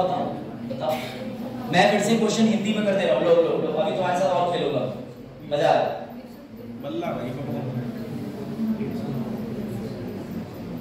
ध्यान से प्रश्न पढ़ें और तुम्हें आज पता चलेगा कि जो तुम्हारे दिमाग को पता नहीं वो तुम्हें दिखता नहीं। मेरी बात याद रखना, साइकोलॉजी में इसे कहते हैं एलिफेंटाइन मेथड। जो तुम्हारे दिमाग को पता नहीं वो तुम्हें दिखता नहीं। हाँ, इसका उत्तर कौन देगा? बिहार ने मेरी समझ से बड़ा अच्छा क्वेश्चन पूछा है। मैं तुम्हें यूपीएससी से भी बुलवाता हूं। बिहार ने तो हलवा सेरेमनी भी पूछी। क्या क्या क्या? बिहार ने अभी पेपर में हलवा सेरेमनी पूछी। हाँ, तो हलवा सेरेमनी तो पूछेगा, मैं लाया लेकिन। हाँ, अरे इतना आसान उत्तर नहीं दे पा रहे हो। इसका उत्तर क्या होगा? इसमें ये पूछा है कि बजट वर्ष में कितनी अनुदानों की मांग संसद में पेश की जाती है। ठीक, कितनी की जाती है? अच्छा, तुम जरा एक बात देखो, तो मुझे एक बात बताओ, अगर, अरे सुन तो लो, मैंने इसमें क्वेश्चन मार्क क्यों बनाया और दुख क्यों बनाया? तुमने इसमें नोटिस करा? जी, मैंने एक वर्ड लिखा है, वहां क्या लिखा है? करीब। क्या लिखा है मैंने? करीब। कहीं पे भी ये श्योरिटी से नहीं दिया है बेटा कि 106 105 ही होते हैं। ये पकड़ो, ये लो, पढ़ो। इसका उत्तर होगा नन ऑफ द अबव। उसका आंसर है कि 106 109 की बात ही नहीं है। समझो, आमतौर ऑर्डिनरी प्रत्येक मंत्रालय विभाग से अनुदान की एक मांग की जाती है। हालांकि बड़े मंत्रालय और विभागों के लिए एक से अधिक मांगें प्रस्तुत की जाती है, इसलिए कोई निश्चित संख्या नहीं है। This is game. आप समझो, घूम गए? तभी मैंने उसमें लिखा है कि आमतौर पर, करीब, हालांकि 106 109 तक ग्रांट आते हैं, लेकिन अगर उन्हीं विभागों ने दो मांग लिए तब आवश्यकता पड़ गई तो ऐसे तो 218 हो जाएंगे। तो इसीलिए इसका आंसर है नन ऑफ द अबव। अब पिछले साल बच्चे गए, उनने 109 पढ़ा और खप से टिक मार दिया। समझे? ये है गेम। गेम का मतलब एक एक वर्ड पे क्वेश्चन आ रहे हैं। मैं तुम्हें बस ये समझाना चाह रहा हूँ कि एग्जाम वाले तुम्हारी इस बात का भी फायदा उठा रहे हैं कि तुम्हें इंटरनेट पे खोला और हाईलाइटेड कंटेंट पढ़ा, आगे बढ़ गए। नहीं, अब तुम्हें पूरा पैरा पढ़ना पड़ेगा। अब पता नहीं इस पैरा में से भी वो अनुच्छेद 113 का उप अनुच्छेद 1 लिख दें, 2 लिख दें, 3 लिख दें, कुछ नहीं पता। तो समझे, आपको बड़ा डीप जाना है। कोई डाउट? ये रहा इसका आंसर। इसका आंसर था नन ऑफ द अबव। अंग्रेजी में भी लिखा हुआ है, हिंदी में भी। ठीक, there is no fix number, इसको याद रखना। अब तुम प्रश्न खोलोगे तो तुम्हारी भैया जो तुम्हारे दिमाग में नहीं, वो दिखता नहीं, अब तुम्हारे दिमाग में है तो तुम समझ जाओगे। इन्होंने स्पष्ट पूछा है हाउ मेनी नंबर, संख्या में बताओ कि अनुदान की मांग जो कि संसद के सामने लिखी जाती है उनकी संख्या कितनी है। अब 106 से 109 आमतौर पे मिलती है, तो तुम घूम गए, तुमने कहा 109 तो दिया ही हुआ है, लेकिन कोई पता नहीं अगर विभाग डबल मांग ले तब तो संख्या डबल हो जाएगी। इसीलिए ऐसे क्वेश्चन को सॉल्व करके एग्जाम निकाल दिया मैंने। चलो आगे बढ़ते हैं। अब आ जाओ इस पे, ये सबसे इंपॉर्टेंट चीज है। बाजार लो, इस पे ध्यान दो। अब तुम एक चीज समझो, इसके लिए तुम्हारे लिए ट्रिक भी लिख के लाया, बड़ा धांसू ट्रिक बनाई है। देखो, अब जैसे ही विभाग ने अनुदान की रिपोर्ट दे दी, बेटा मैंने जो सचिव जी रखे थे, सचिव जी समझ गए, उन सचिव जी और विभिन्न जो हमारी कोर टीम उनसे कहा ये लो, कितना पैसा देना है, कितना पैसा लेना है, अब तुम मुझे बना के दो खर्चे की एक प्रोजेक्टेड रिपोर्ट। वर्ड याद रखना, प्रोजेक्टेड रिपोर्ट का मतलब एस्टिमेटेड रिपोर्ट बना के दो कि विभाग ने जो मांग रखी है वो प्रैक्टिकली पॉसिबल है। इन्होंने जो खर्चा मांगा है क्या वो हम देने में सक्षम है? ये जो खर्चा मांग रहे हैं पिछले साल इनका जो खर्चा है वो इनके अकाउंट ऑडिट करो, उतना था भी कि नहीं था, ये सब कराएगा कि नहीं। तो बेटा तुम्हें ये याद रखना है कि तब असली बजट बनाने से पहले वास्तविक खर्चे की रिपोर्ट बनेगी, उसके बाद जो आकलन है उसको पुनः निरीक्षण किया जाएगा, उसके बाद में मूलतः बजट का एस्टीमेट बनाया जाएगा और बजट अगले साल का एस्टीमेट भी बनाया जाएगा। तो इसके अगर तुम ट्रिक पे फोकस करो तो इसकी ट्रिक याद रखना, ARO बनोगे। ठीक है, RO फॉर्म आए हुए है ना, है कि नहीं? तो मैंने यही ट्रिक बना दी, ARO बनोगे। अब भैया बन लो ARO। हाँ, फॉर्म पता नहीं, मैं इसे देखता नहीं। चलो देखो सामने, ARO देखो सामने, ARO। ठीक है, ARO बनोगे, बन लो ARO। वैसे इसकी ARO बैच भी रख सकते हो, तुम्हारे ऊपर। ARO बैच रख लो चाहे ARO बनोगे, दिस ऑल डिपेंड्स अपॉन हैं सर। मैं क्या करें ARO का? अच्छा चलो तो बदनाम करता है। चल देखो, एक्चुअल रिवाइज्ड ओरिजिनल बजट, बेटा ये अंग्रेजी हिंदी दोनों में याद रखना। मैं तुम्हें फिर से बता दे रहा हूँ, बिल्कुल घबराना मत। सबसे पहले बजट बनाने की 2 स्टेप है, सुरभि और इधर आगे सब समझ लो। बजट कैसे बनता है, पहले बजट बनाएंगे, दूसरा लागू करेंगे। इन दोनों काम करने से पहले हमारी निर्मला सीतारमण जी फरवरी में बजट पेश करने से पहले पिछले साल, अब फरवरी 2024 के बजट को हमें बनाना है, तो अगस्त सितंबर में निर्मला सीतारमण जी एक सर्कुलर भेजेंगी। वो सर्कुलर कहां भेजेंगी, अपनी कोर टीम को बनाने के लिए और जितने भी मंत्रालय हैं सबके पास। क्यों, क्योंकि मंत्रालय तो पैसा खर्च करेंगे, शिक्षा विभाग को कितना पैसा चाहिए, कितना किस विभाग को चाहिए, वो सारे पैसे का रिकॉर्ड आ जाएगा हमारी आदरणीय निर्मला सीतारमण जी के हाथ में। कोई डाउट? जैसे ही उनके पास ये ब्यौरा आएगा, अब वो अपनी कोर टीम को देंगी, ये ब्लूप्रिंट उठा के कहेंगी बेटा अब मुझे प्रोजेक्टर पे तुम बैठ के बजट समझाओ, नकली वाला। तो बेटा ये जो प्रोजेक्टेड वर्ड है इसको भूलना मत। उनकी पूरी टीम एक एस्टिमेटेड अनुमानित बजट बनाएगी जिसके अंदर खर्चे कितने हुए हैं वो तो हमें हकीकत में पता चल रहा है, तो खर्चे वास्तविक होंगे, बाकी सब पूर्व अनुमान पर बेस्ड होगा। समझो तुम्हारे सामने लिखा है क्या चीज, एक्सपेंसेस वास्तविक मतलब एक्चुअल खर्चे, तो एक्चुअल एक्सपेंसेस तो वास्तविक तुम्हारे हाथ में है, लेकिन तुम्हारा जो एस्टिमेट यानी पूर्व अनुमान लगा के वो सारा बजट बना के तैयार कर देंगी रफली। अभी बजट तैयार नहीं हुआ है। इस पूरी प्रोसेस को कहते हैं एक्सपेंडिचर एस्टिमेशन। यानी खर्चे का एक पूर्व अनुमान लगाना। कोई डाउट? थोड़ी जटिल प्रक्रिया है, लेकिन मैं तुम्हें बार बार खोपड़े में चीखूंगा आकर के तुम्हें याद हो जाएगा। उसका समझ आ रहा है? आज ही घर में जाकर कहना बजट बनाना सीख गई, पापा लाओ 200 का नोट। अब देखो ये जादू 50-50 के 2 करके दिखाती है। पापा कहेंगे तुमने बेटा एक तो गायब करके, यही बजट। समझे कि नहीं? इतना समझ आया? अच्छा ये यार वाली ट्रिक हो गई, चलो आगे बढ़ते हैं। उसके बाद इस पे आ जाओ। अब निर्मला सीतारमण जी को लगा कि मैंने, आप सुनो टर्निंग पॉइंट, अब तुम्हारे लिए न्यूज़पेपर आ रहा है, कितने लोग सहमत हैं कि सरकार अडानी अंबानी को सपोर्ट करती है? मैं तो खुल के कह रहा हूं सपोर्ट करेगी और करना चाहिए। क्यों? सुनो मेरी बात ध्यान से बेटा, बजट बनाने का हिस्सा ही अडानी अंबानी से होके गुजरेगा। क्यों? सरकार ने जितने सरकारी मंत्रालय थे वहां अनुदान की मांग के लिए परिपत्र भेज दिया, वहां से मांग आ गई कि हमें 106 से 109 चाहिए, अगर हमें ज्यादा पैसा चाहिए तो हम 2-2 ग्रांट मांगेंगे। कोई डाउट?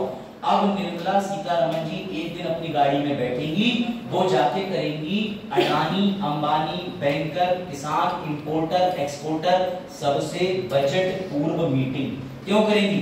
ताकि वो सबसे जाके पूछेंगी बताओ तुम्हारी क्या उम्मीदें हैं इस साल के बजट से। कोई डाउट? इसे कहते हैं step 3 pre budgetary meeting. Sir एक बार प्रूफ दे देते तो ये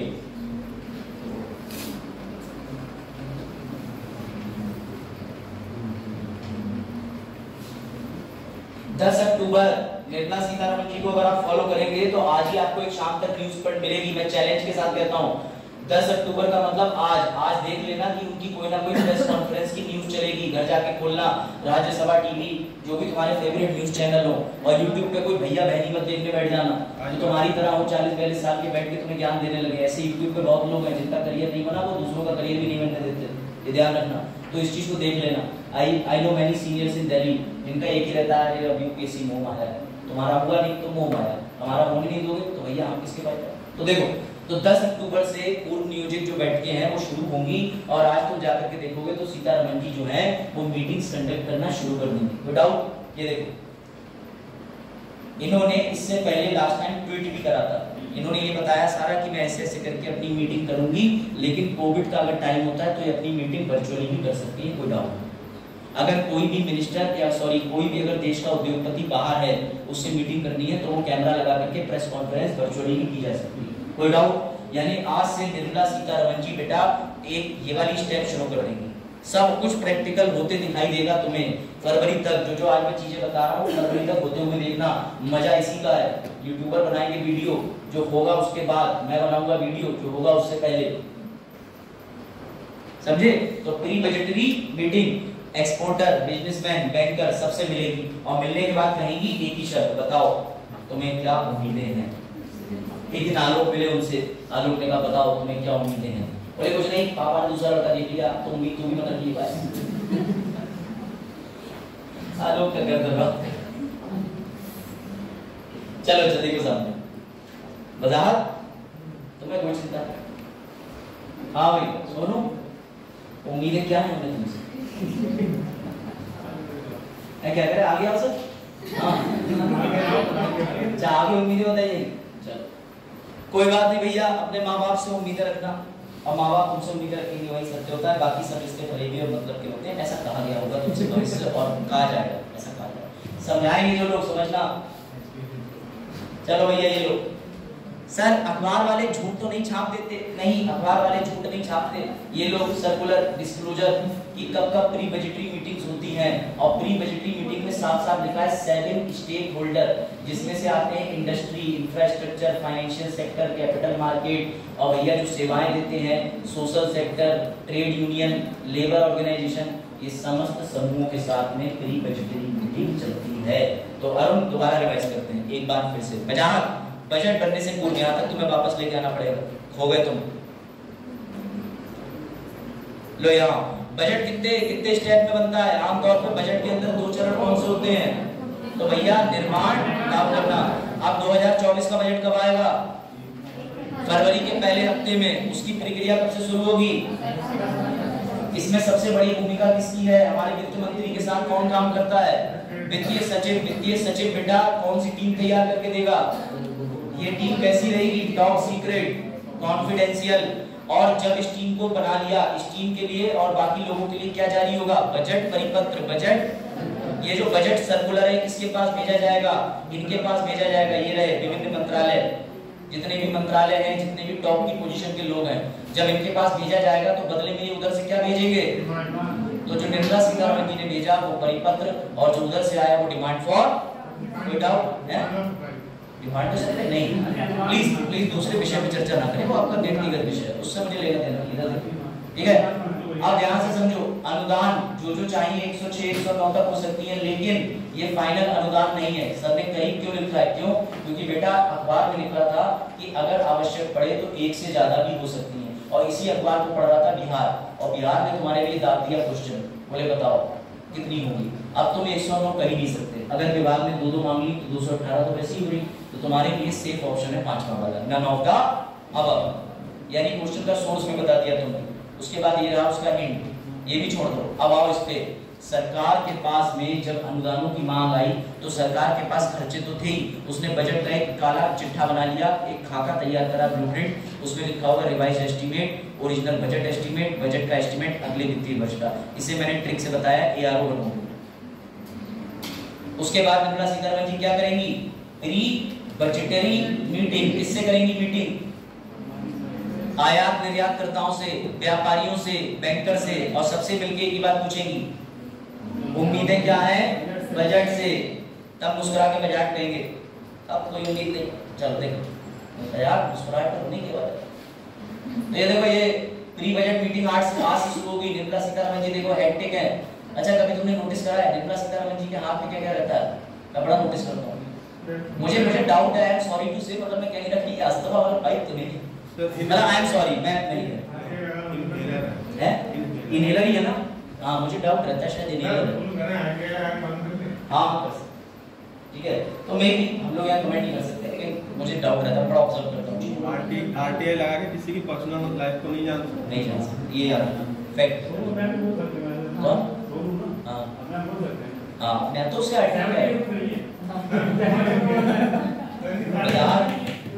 ऐसा ना हो हमारी इंस्टाग्राम आईडी पे रिक्वेस्ट की धमकियां हैं।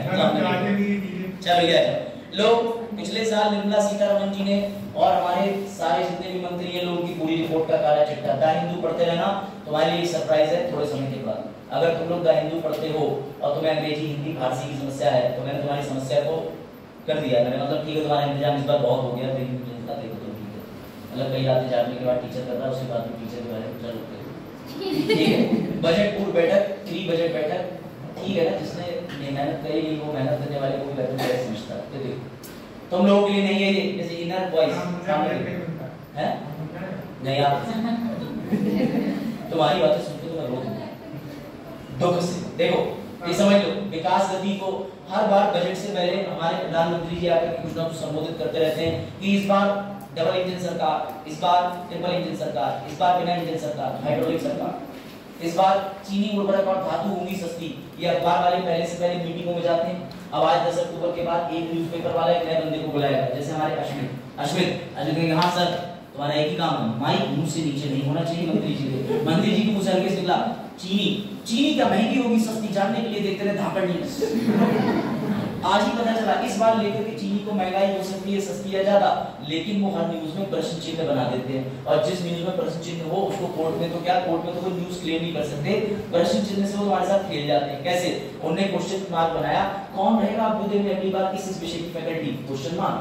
अब तुम कह रहे हो अरे पता चल रहा है, पता चल रहा है, खुद तुमसे क्वेश्चन पूछ रहे हैं, हमें पढ़ाए जाते हैं इतने इतने विषय, इसके ये सब्जेक्ट होते हैं, सबसे नीचे लिख देंगे, अभी आपके ऊपर निर्भर करता है आप इसे चुनते हैं। तो क्या हुआ, तो क्वेश्चन में क्वेश्चन आ गया। तो बेटा news media is very intelligent, you can not, ये देखो इन्होंने पूर्व बजट में विचार विमर्श किया। छत्तीसगढ़ के मुख्यमंत्री ने एनपीसी से 17,240 करोड़ रुपए वापस करने को कहा। देखो ये निर्मला सीतारमण जी जा रही हैं, अलग अलग बजट राष्ट्रीय कोष में, ये पूरी न्यूज है जो साल भर में तुमने नहीं इकट्ठी करी, बट ठीक है मेरा तो कलेक्शन का काम ही। चलो नहीं बताओ ना, बताओ। अरे यही खड़े हो तो बजाओ नहीं, अभी नहीं कोई जरूरत नहीं, मुझे ज्ञान नहीं चाहिए, मेरे को बैठो बैठो, मेरे टीचिंग जोन को हर्ट मत करो, I have a very good self respect, बैठो। अच्छे चलेगा, चले तो जरा खत्म सब सब्जेक्ट लिखे दो। उसके बाद बिल मेक बाय, अब ध्यान से सुनना, इस बजट प्री मीटिंग के बाद में सर आपने पन्ने का कलर क्यों चेंज कर दिया, क्योंकि ये चीज तुम्हें कहीं नहीं मिलेगी। ध्यान से सुनना, ये बिल्कुल मंत्री जी के पास टॉप सीक्रेट है। जब वो सारी की सारी प्री बजटीय मीटिंग कर देंगी, सुनो शिवांशी और संध्या, जब सारी मीटिंग्स हो जाएंगी, मीटिंग के बाद उनका एक्सपेंडिचर डिपार्टमेंट, खर्चा विभाग जो व्यय को देख रहा था, वो मंत्री जी को हर बार एक नीला पन्ना देगा, जिसे पढ़ते ही मंत्री जी जला देंगे।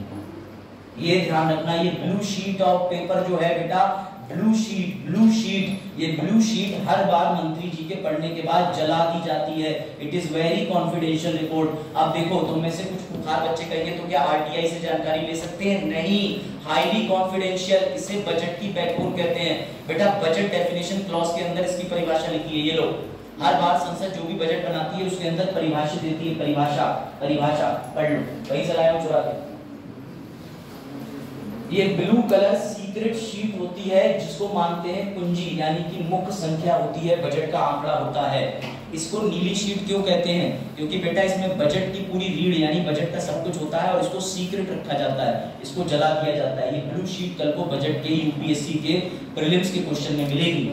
ग्रुप डी से इसका काम नहीं है, ना तो अपना पीसीएस आयोग इसको ठीक पाता है, इसको यूपीएससी झेलने की कैपेसिटी रखता है, वो डाल देता है। तो ये ब्लू शीट अगर तुम्हें धोखे से मिल जाए और मेरी वीडियो यूपीएससी सुन ले और गुस्से में आके डाल दे, तो तुम्हें दोनों जगह मिल जाए, तो फिर तुम्हारा डबल फायदा है कि ब्लू शीट देखने को मिलेगा। पर ये ब्लू शीट बड़ा इंपॉर्टेंट होती है, समझो अगर ये शीट लीक हुई तो पूरी सरकार गिरने की बात आ जाएगी। ये बड़ा कॉन्फिडेंशियल शीट होती है, इसको जला दिया जाता है। जैसे मंत्री जी ये लीजिए आज की रिपोर्ट, मंत्री ने देखी तुरंत जला, बात समझे? This is blue sheet. ये मैंने लास्ट टाइम नहीं बताया था, लेकिन मुझे लग रहा है ये चीजें जो मेरे नॉलेज में आती हैं वो मैं एक्सटेंड करूँ। हाँ फोटो ले ली, आ जाइए इधर से, अच्छा उधर से लेंगे।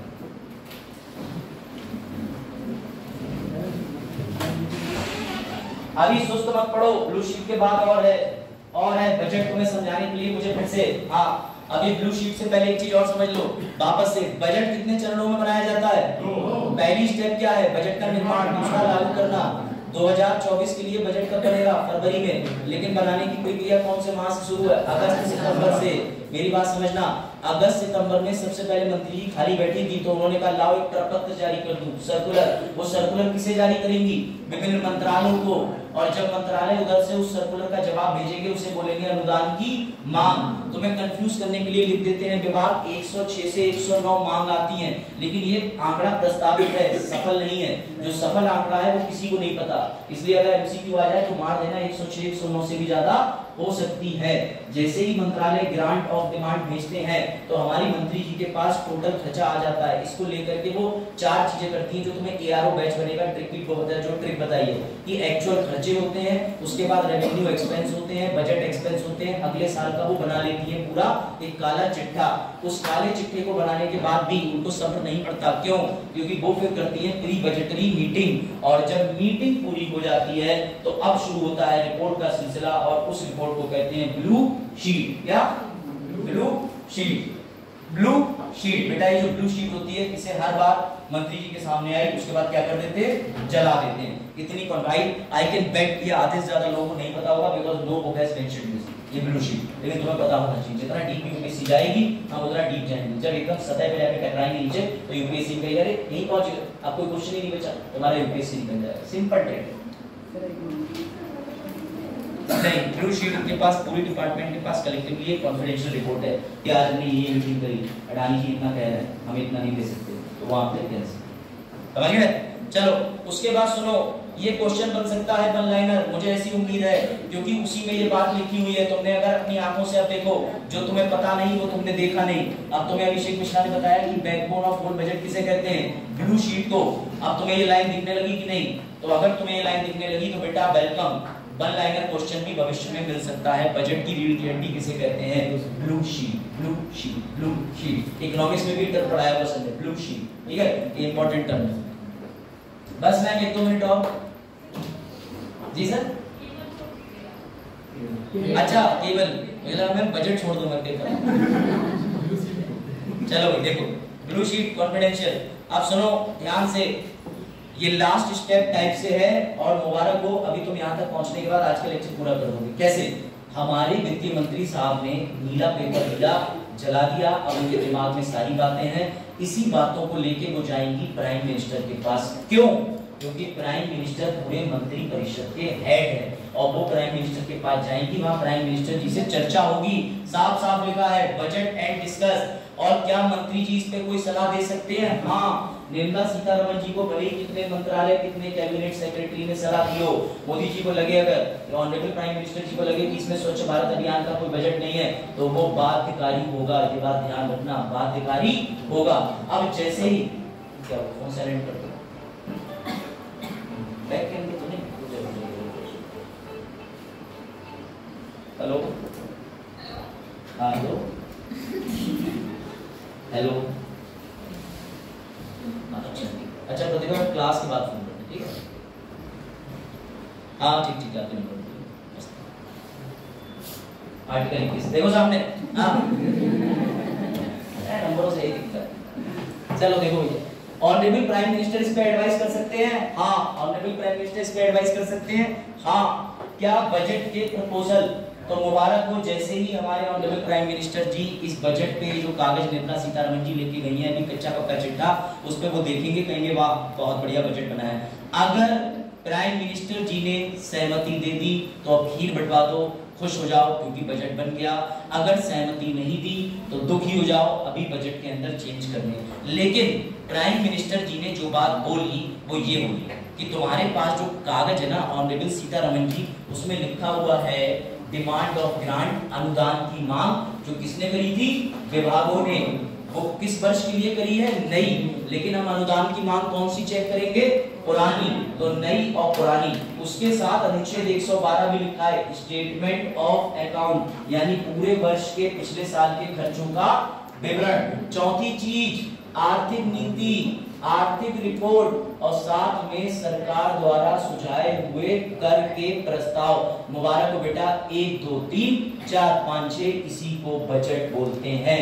बजट की डेफिनेशन में ये आएगा एमसीक्यू बन के। बजट के मेंस के क्वेश्चन में ये 6 बिंदु नहीं लिखे तो तुम्हारा बजट गायब। इन्हीं 6 स्टेप को बजट बोला जाता है। आप समझे? सर अनुदान की मांग नए साल के लिए कितना मांगा, लेकिन दिखाना पड़ेगा पिछले साल कितना दिया था। अनुच्छेद 112 विवरण, किसका विवरण दिया जाएगा कि पिछले साल के बजट में कितना खर्च हुआ, कितना आया।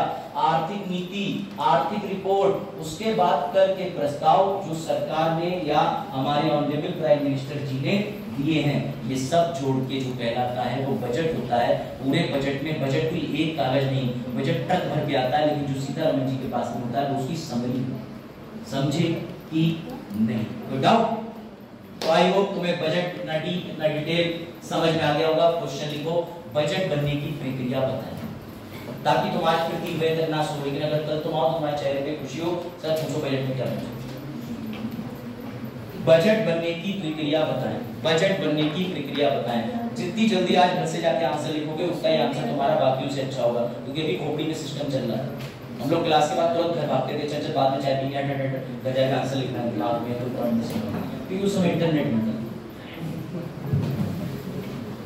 और अभी भी याद रखना, अभी बजट पूरा नहीं हुआ है, अभी बजट और आगे चलेगा। कल तुम्हें बजट में और मिलवाऊंगा। उससे पहले मैं एक मीम शेयर कर दूं, वो मीम का क्रेडिट जाता है हमारे आदरणीय आलोक जी को, ठीक है। और उससे पहले की बजात की बजात देखो अच्छा मुझे पता था बजात, ठीक है। ऐसे तो मीम मिलेंगे यार, meme is not a part of study, meme is a part of learning. ये आलोक ने शेयर किया है, ठीक है। ये शेयर किया ना, क्वालिटी सिलेबस देख के तुमने पंखे पर रस्सी टांगी और तुम्हें सस्ता गाइडेंस मिल गया इधर उधर मास्टरों से, तुमने उस गाइडेंस को रस्सी बना लिया और उसे गले में डालने जा रहे थे, तभी अचानक तुम्हारी मुलाकात हुई अभिषेक सर से, जिनकी क्लासेस के बाद तुम रस्सी को पकड़ा बना के झूल रहे। तो है ऐसा क्रेडिट है आलोक बाबू को, आलोक ने मीम शेयर किया था, ठीक है। तो क्लैप करो भैया आलोक के, ठीक है। तो शुक्रिया। उसके बाद मैं तुम्हें कल एक धांसू भयानक मीम दिखाऊंगा, उसके बाद ये वाला मीम तो जरूरी है। कल कल कल कल कल चलो वीडियो बंद कर दो, वीडियो अरुण लाल बटन दबाएं और नो में